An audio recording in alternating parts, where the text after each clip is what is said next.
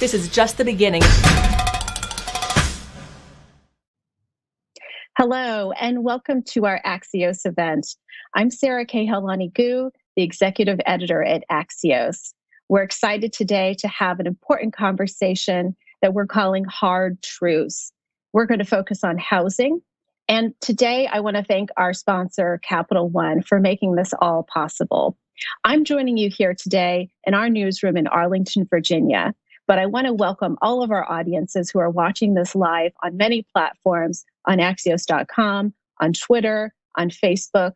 We're everywhere, and we're really glad to have you as part of the conversation. Today, we're continuing a conversation about hard truths, and what it is unpacking a look at systemic racism and how it's affected our society and our institutions across the United States. Today's conversation, as I mentioned, is about housing.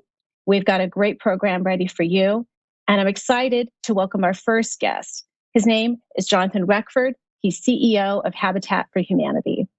Many of you know about Habitat for Humanity because of the many volunteers you may have heard of in your own communities, but it's actually much more than that. It's a global nonprofit organization that addresses all kinds of housing needs. Welcome to our program, Jonathan. Thanks, Sarah. Great to be with you.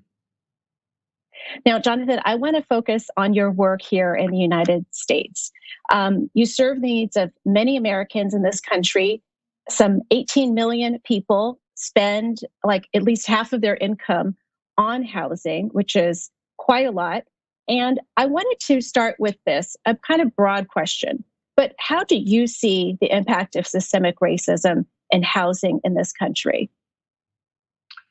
Sarah, I think housing might be the most direct and tangible example of structural racial injustice in our country. And I think it's really important that we acknowledge the very troubling history, because at the federal level, it was mandated that in post-World War II, as the new public housing was built, it was mandated to be segregated. And then the FHA mandated lending to be pushed towards the, quote, safer neighborhoods, which were the white neighborhoods. And so Black families were denied access to growing communities, and then denied access to financing, which meant they largely missed out on that wealth building boom for so many middle class families that allowed them to create an intergenerational asset through housing. On top of that, at the local level, there were zoning restrictions that restricted Black or Jewish or other families from being able to purchase homes in many of the neighborhoods that were wealthier, created better opportunities. And so families, we created economic as well as racial segregation over that long period. And how does that come through to today? I'm interested to know, in terms of the clients that you serve, demographically, what do they look like? So Habitat has always served families that are typically between 30 and 80% of area median income. And that means we are disproportionately serving families that are Black or of color. In 2019, about 40% of our home buyers were Black, about another 20% were Hispanic or Latino. And so we have, and we serve many immigrant families from all over the world as well. But we want to serve, we believe everyone should have safe, decent, affordable housing, but there's no question that there's been disparate and disproportionate impact on families of color, and especially Black families. Now, I want to take a moment to dispel a myth that I think many of our audience watchers, viewers may have about Habitat for Humanity, because you're not actually giving away homes. You see volunteers building homes, but actually you're a big lender in this country. And in that way, you're serving kind of a part of the market that is unable, from what I understand, to get a traditional loan from a traditional bank. Could you tell us a little bit about how that works and kind of what role you're playing in the market to provide housing and home ownership? Thanks, Sarah. It is one of the big misconceptions. And I think the basic history of Habitat was always about radical inclusion and always about partnership. And so when we talk about partnership, what that means is, first, we only lend to and work alongside families who are low income, as I've mentioned before, and unable to acquire a bank loan. Second, they have to be willing to partner. And for us, instead of a cash down payment, they put in sweat equity, which is literally spending hundreds of hours helping build their homes and their neighbors' homes, as well as taking classes in financial literacy and home maintenance. So they're really well prepared, and they have to clean up their credit. We treat them like any other borrower. And then finally, they have to demonstrate the ability to pay back that very affordable mortgage. And we recycle those payments in the community. So as they make their payments, they're helping the next family achieve their dream of home ownership as well. And we've seen remarkably low foreclosure rates and incredible success for these families. So we believe homeownership is not for everyone, but it is absolutely attainable for far more than are able today. And if we can reduce the barriers that stop families from being able to own a home, we can have more families create that intergenerational asset. And it's one of the issues, if you look at the wealth gap as well as the home ownership gap between whites and blacks, I think housing is a big piece of that. That's right. And our reporting shows that the home ownership gap between Black and white Americans is bigger than it was even during decades ago in the redlining days. So what are the biggest barriers that you see, particularly as a lender, if you're saying that you're not seeing higher foreclosure rates and you're able to kind of take on some of that risk that a traditional bank would see? I'm interested in your perspective on that. So I think the right way to think about it is, how do we reduce the barriers? The first is a supply barrier. We need way more housing that's affordable for low and moderate income families. And we had a housing crisis before the pandemic, and it's only been exacerbated by COVID. So we've created this increasing divide between those who have assets and knowledge jobs and can work safely from home, and those who are living really on the margin and service jobs. And we have our first priority is to preserve the people that have housing now. And we have had a lot of talk, and we have a huge need to prevent a huge number of evictions and foreclosures from further making the problem worse. When we think about reducing barriers, first one is access to finance, and that's a huge issue. And it's very hard, if you look at families, to be able to live on very low incomes or moderate incomes and be able to save the cash for a down payment. That's incredibly difficult.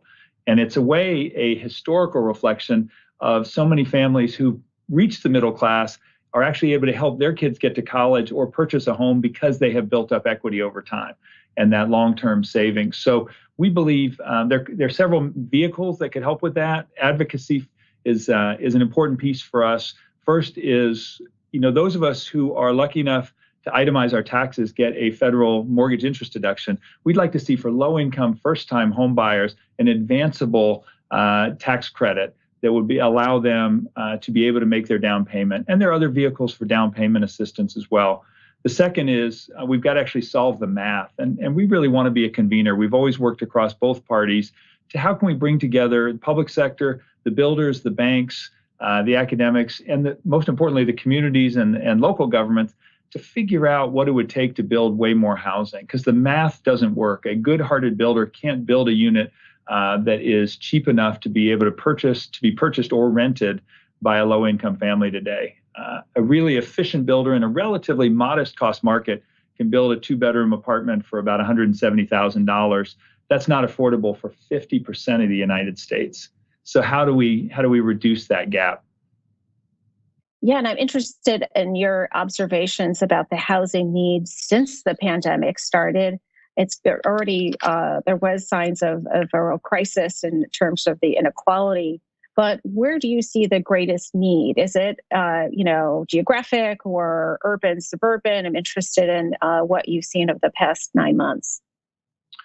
We're seeing it everywhere. This is unique. We've faced man-made and natural disasters all over the world. We've faced financial crises. We've never seen one that hit everyone at the same time. And so we're actually seeing great risk widely across the country, because what we're seeing is that service workers have been impacted all over. Certainly downtown and cities have been hit very hard because of the loss of the entertainment and service industries and all the people no longer coming into work in the cities. But the reality is this is impacting folks all across the country. And so we are very worried about keeping families in their homes. And there's been a lot of talk about rental assistance. Senator Reid has a great bill. We are absolutely supporting federal action now and further federal action in the spring to help families stay in their homes. Because if we just create eviction mandates to stop evictions or foreclosures, that's a short-term Band-Aid, but it doesn't solve the problem. And that will mean small landlords will ultimately go bankrupt because they've got to pay their mortgages as well. So we need to have short-term assistance, and then we need to, as we talked about, work on the long-term solutions, which are our supply. There are opportunities, I believe, like the Neighborhood Homes Investment Act, which would specifically invest in historically redlined or distressed communities. And one of the problems it solves is that in those communities, you can invest money in a house and it will appraise for less than the cost of upgrading it to a good quality standard. And the NHIA Act would actually help meet the gap there so that we can preserve that housing stock, bring it up to better quality, and put families in those houses.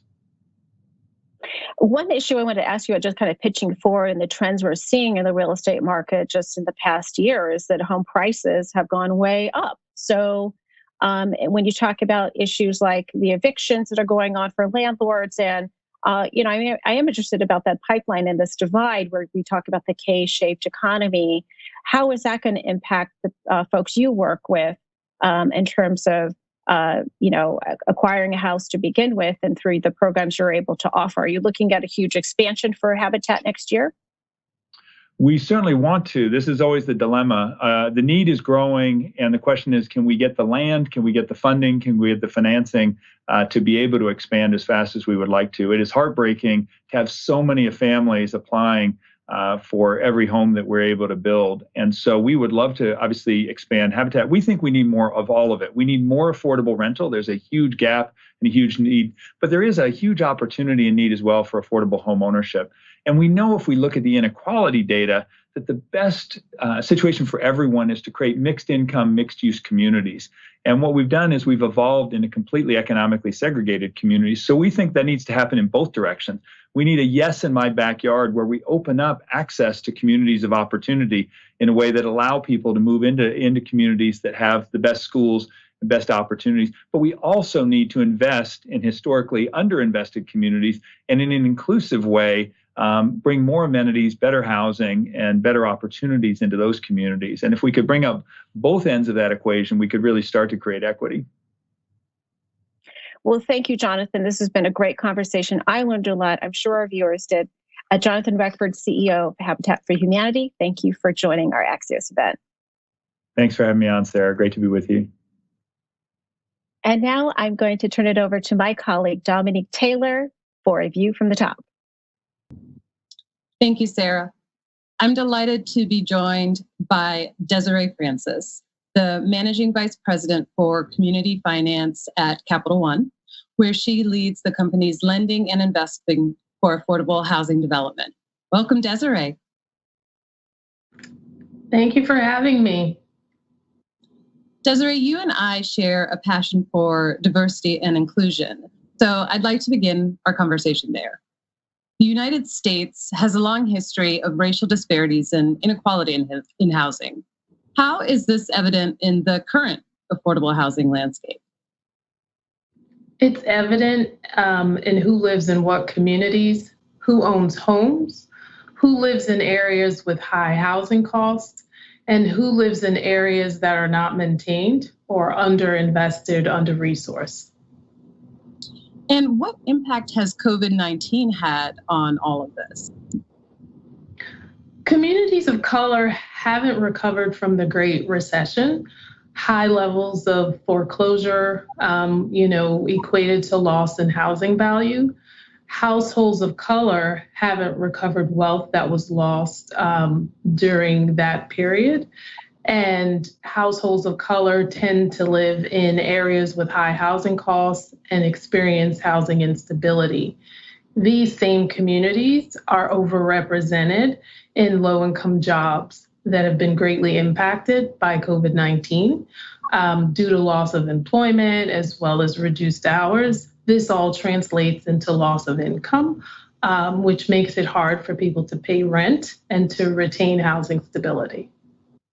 That makes sense. And are there still exclusionary practices that also need to be addressed? Yes, Current zoning laws are based on zoning that was put in place in the early part of the 20th century that was meant to prohibit people of color from living in certain communities, that forced them into segregated communities and into properties that were not adequately maintained, also underinvested, and also under-resourced. And looking at maybe from the other perspective, can you share how access to stable housing helps expand economic opportunity for Black and Latinx communities? Sure. So safe, affordable housing is foundational to building thriving, equitable, and inclusive communities. Housing is also foundational to a household's well-being. It's difficult to focus on education, employment, and well-being without housing. Wealth accumulated through home ownership is a source of capital for entrepreneurs to start businesses. It's a vehicle for people to save money to pursue educational and trade and employment opportunities. And how important are low-income housing tax credits to provide affordable housing to communities of color? Low-income housing tax credits are very important. They're one of the largest resources that are available to produce affordable housing in this country. And it also represents an opportunity for both public and private partners to come together to develop affordable housing. And is there a need to diversify the leadership within the affordable housing field? Yes, absolutely. I think that there is really an opportunity to have more people around the table that look like the communities that are primarily benefiting from affordable housing.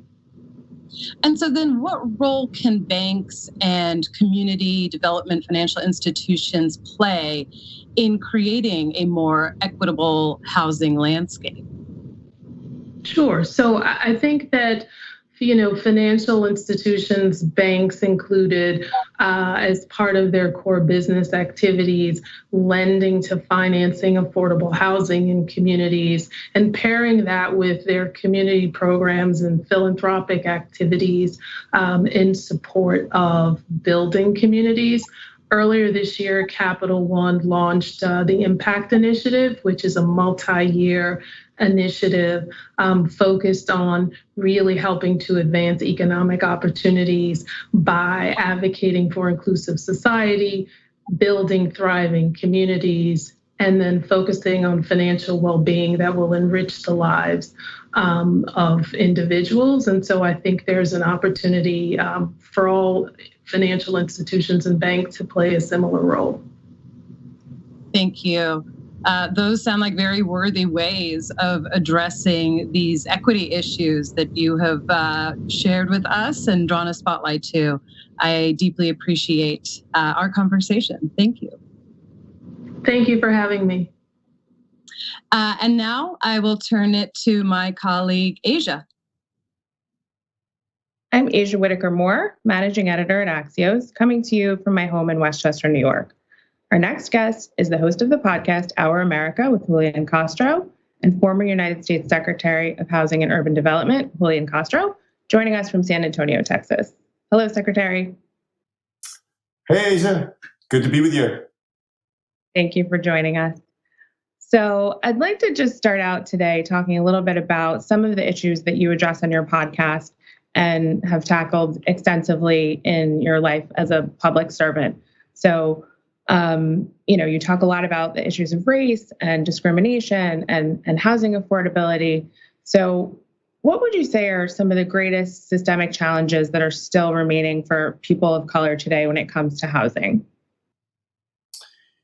Well, there are still a lot of them. I know that, for many people, they think, didn't we solve this problem in 1968 when we passed the Fair Housing Act and when we put civil rights laws into place in the 1960s and beyond that?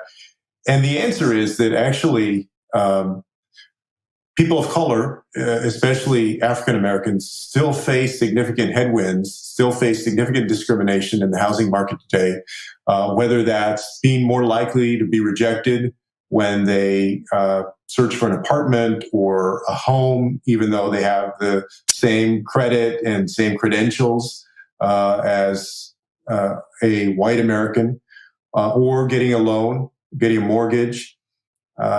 Any number of different ways that discrimination still rears its head. And on top of that, we're still dealing with a long legacy of discrimination from an FHA in the mid-20th century for decades that supported redlining and made it difficult for Black Americans to get out of certain neighborhoods and into other ones of higher opportunity, to an education system that didn't allow for the kind of progress that we would want for many different communities of color.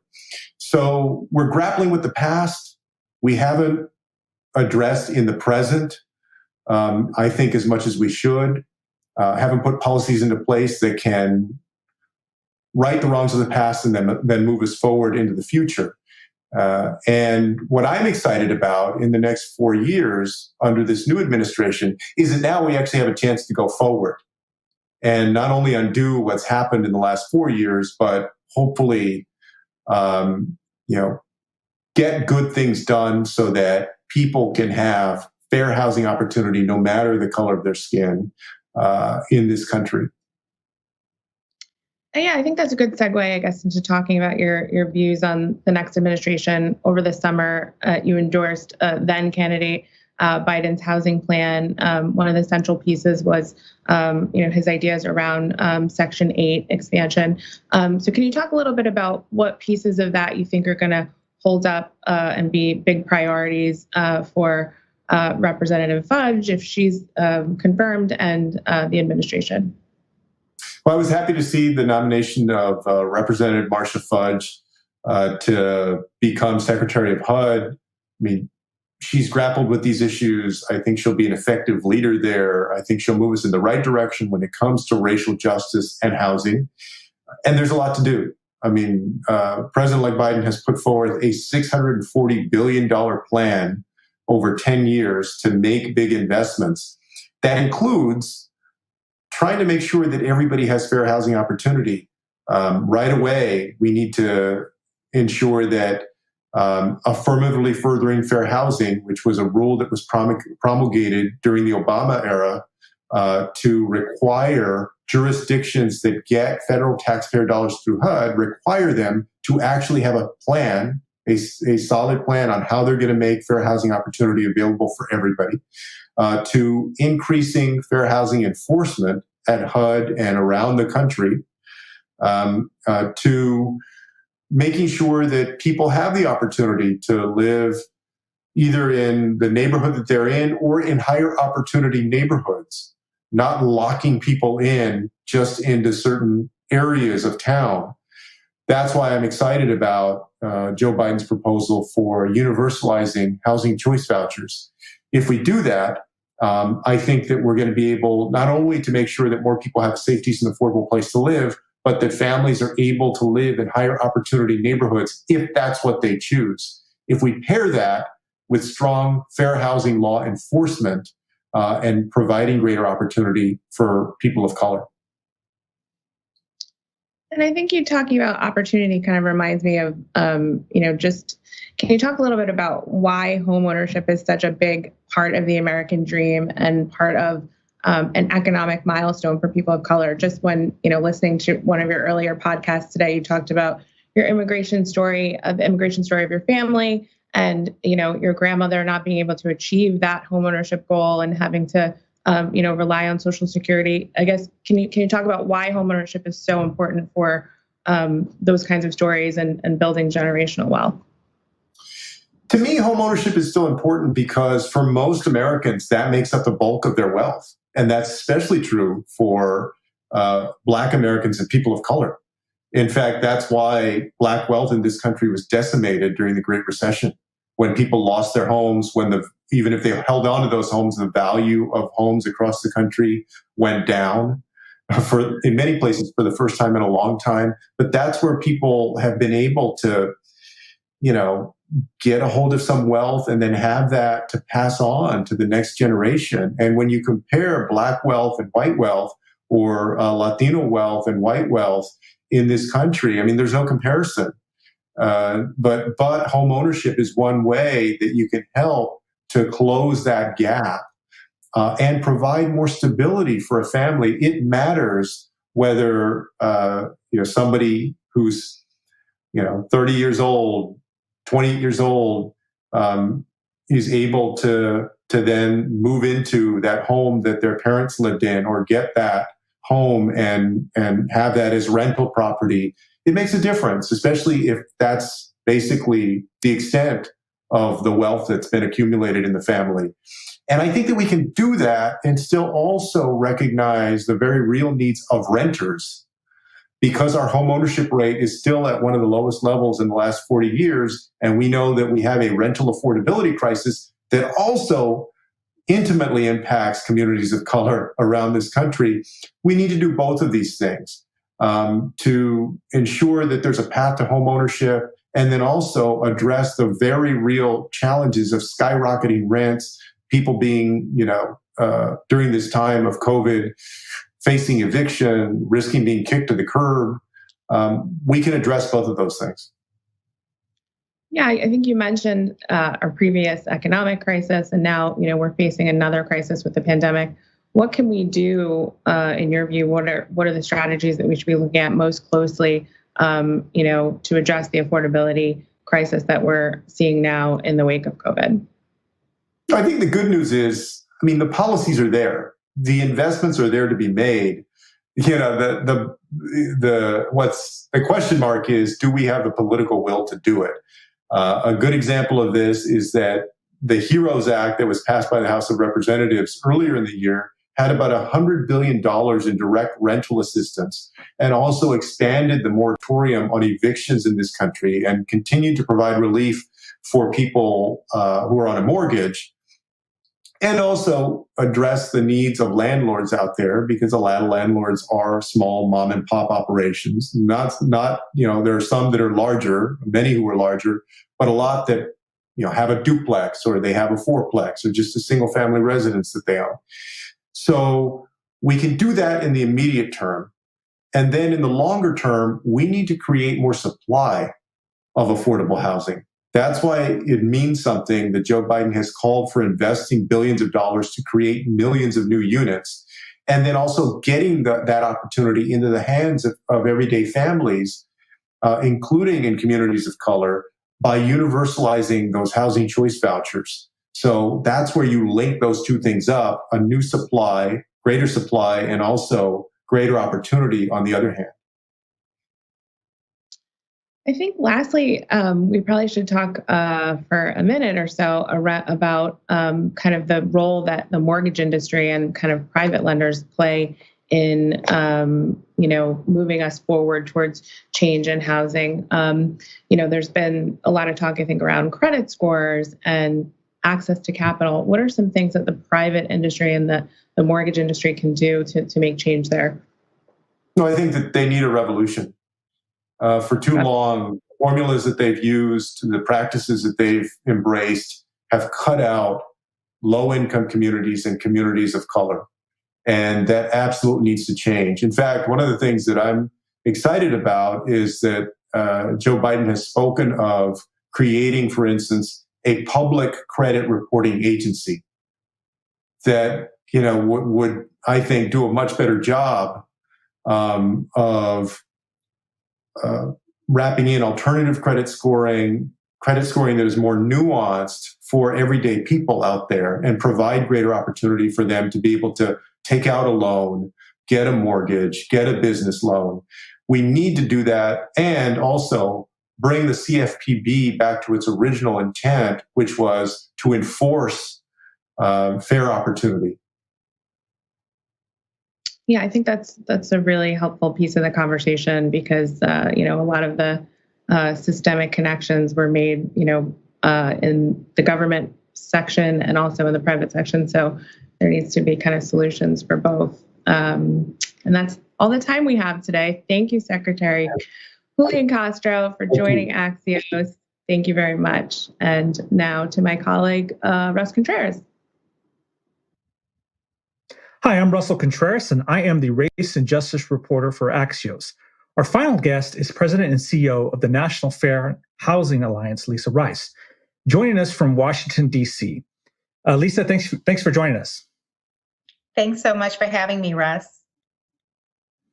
So let's get real. This is 50 years since the Kerner Commission report came out and issued a warning to the United States that we were becoming more segregated. We were becoming, there was inequality growing. It is now 2020. We're heading into 2021. What could be done to ensure equal housing in the United States without guarantee equal income? Or is that exactly what we needed? So, Russ, one of the first things we have to do is actually enforce our nation's fair housing and fair lending laws. You mentioned that it's been 50 years since the Kerner Commission report, but it's been more than 50 years since the passage of the Federal Fair Housing Act. The Equal Credit Opportunity Act was passed in the 1970s, and actually, our nation's first fair housing law was passed during Reconstruction in 1866. But we've never really had wide-scale, comprehensive enforcement of our nation's fair housing laws. And unfortunately, over the past 3.5 years, what we have seen from the White House and the administration is a consistent rollback and evisceration of fair housing and fair lending protections. So the first place I'd say we need to start is by actually enforcing the law. Now, Lisa, you've sounded the alarm on how data, artificial intelligence, and algorithms are being used in the housing industry. For potential home buyers, this could be exciting. Data is key. But for people of color, these tools could be problematic. Why is that?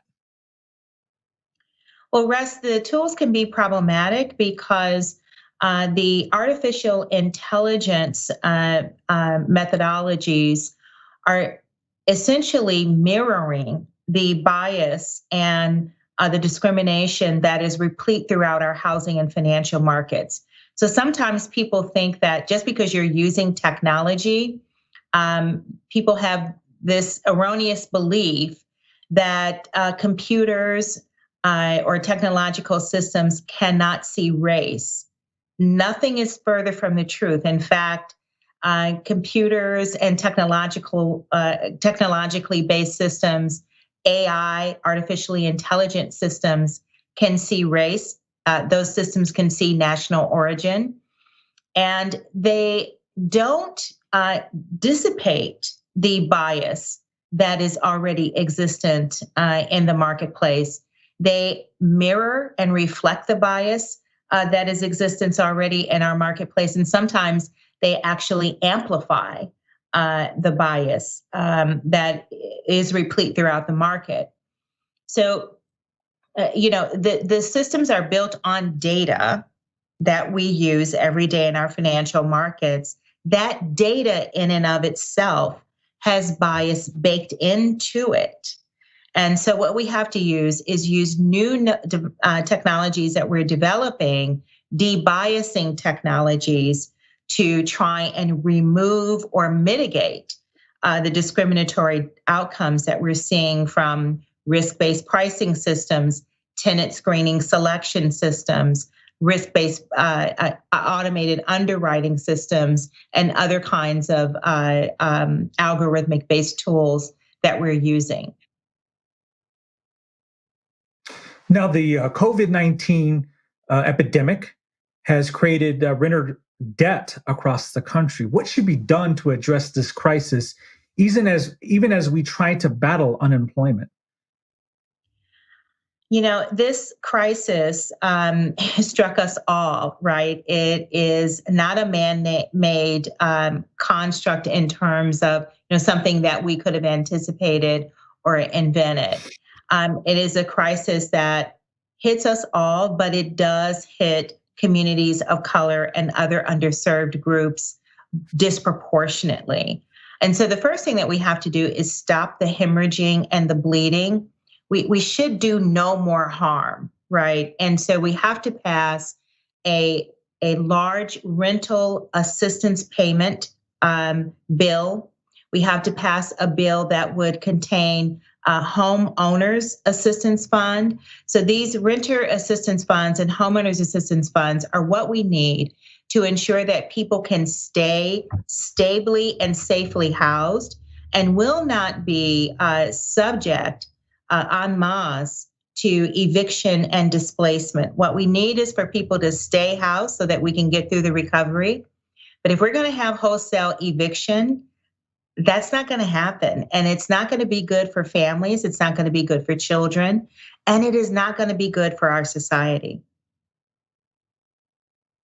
Now, when you tour public housing, whether it's in the Delta in Mississippi or the Bronx or South Central Los Angeles, you'll see things that need to be repaired, from faucets to the beeping of a fire alarm to you name it. What could be done to address the backlog of maintenance at our public housing facilities? Well, unfortunately, Russ, there's only one thing that can fix that, and that is financial infusion. We need capital in order to do that. And unfortunately, we have been underfunding our public housing system for decades. And Congress is going to have to bite the bullet in order to ensure that our public housing facilities can be upgraded and so that we can remove a lot of the hazards that exist in these housing facilities. But we also have to increase the amount of affordable housing that we have for moderate income and middle income Americans as well. Now, we've always heard buzzwords in our communities, whether it be urban renewal, revitalization, but how does one balance revitalization with gentrification, displacement, gentrification in certain aspects? What could be done so that while we may be uplifting a community, we're not displacing them into other parts of their communities?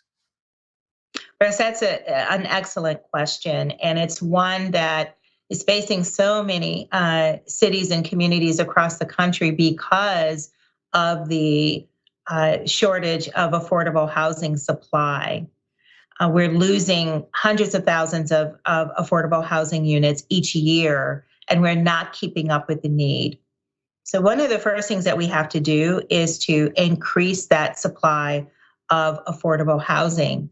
But the second thing that we have to do is to ensure that localities are not utilizing sort of arcane ordinances and tax schemes that cause people to be displaced as communities are becoming gentrified. So typically what happens, Russ, is you see investments going into an area, the housing properties go up, and the residents who've been living there for decades cannot afford to keep up with those escalating tax costs and keep up with maybe upgrades that may be expected of them to make to their units now that the neighborhood is gentrifying.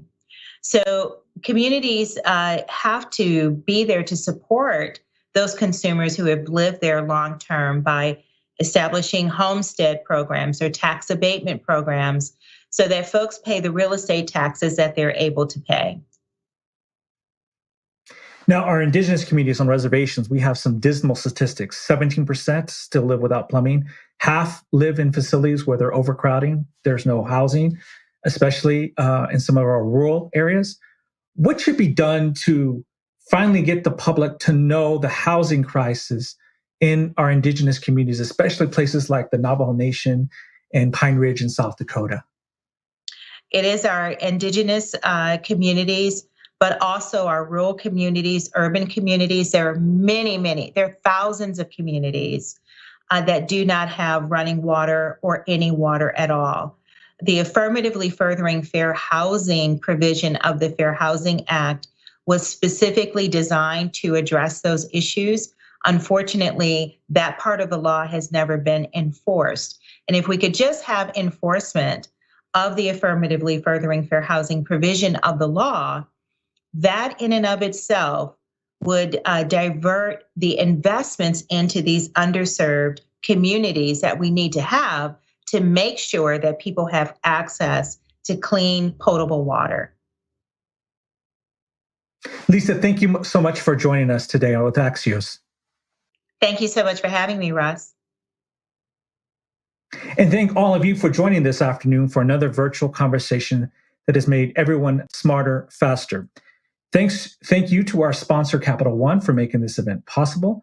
And as a reminder, this event was the third of our Hard Truth initiatives. This is a year-long series of systemic racism in the United States.